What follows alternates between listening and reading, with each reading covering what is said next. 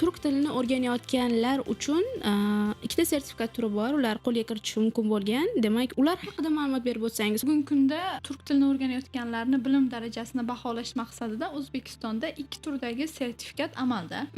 Bularning birinchisi mana bu bilimni va malakani baholash agentligi tomonidan tashkil qilinayotgan bizning milliy sertifikatlarimiz. Ya'ni bu sertifikatlarimiz xuddi xalqaro standartlar darajasida tayyorlanyapti. Savollari ham va 4 bo'lim bo'yicha bo'lib o'tadi. Ya'ni shu o'qima, dinlama, yozma, konuşma bo'limlari. Sertifikatni amal qilish muddati 2 yil. Azizaxon, bu sertifikat o'rganuvchilarga B1, B2, C1 darajagacha bo'lgan sertifikatlarni taqdim qila oladi. Qulay tomoni milliy sertifikatlarimiz demak yurtimizni barcha hududlarida bo'ladi. Ya'ni o'rganuvchilar uchun bu juda qulay tomoni. Boshqa hududga borishlari shart emas. Ikkinchi turdagi sertifikat bu turkcha yetarlik sinovi, TSS sertifikati deymiz. Bu sertifikat xalqaro darajadagi sertifikat va bugungi kunda dunyoning 44 ta davlatida amalda hisoblanadi.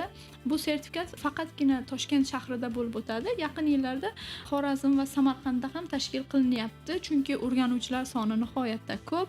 Ularni bir hududda qamrab olishning imkoniyati bo'lmaganligi uchun va bu sertifikatni bevosita Turkiyadan mutaxassislar kelib o'zlari olishadi. Hatto suhbat qismida yuzma-yuz birgalikda suhbat qilinadi. Juda ham ajoyib sinovlari va bu sertifikatimizni ham amal qilish muddati 2 yil.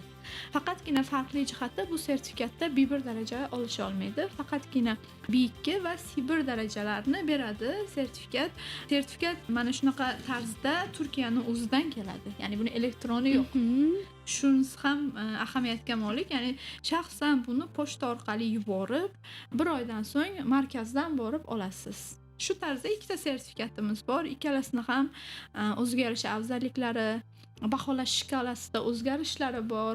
Qiyinlik darajasiga ko'ra turkcha yetarlik sinovi nisbatan ustunroq. Chunki mutaxassislar tomonidan, turklar tomonidan olinganligi uchun ko'proq bunga e'tibor qaratiladi. Bugungi kunda til o'rganuvchilar vaqt nuqtai nazaridan borib kelish mashaqqatini hisobga olgan holda ko'proq milliy sertifikatga o'zlari ariza topshirib, shu sinovda qatnashyapti va yaqin yillarda shunaqa yangiliklar kutilyaptiki, bizning milliy sertifikatlarimiz Turkiyada ham, Turkiya universitetlarida ham tan olinishi haqida yangiliklar bo'lib qolishini kutyapmiz.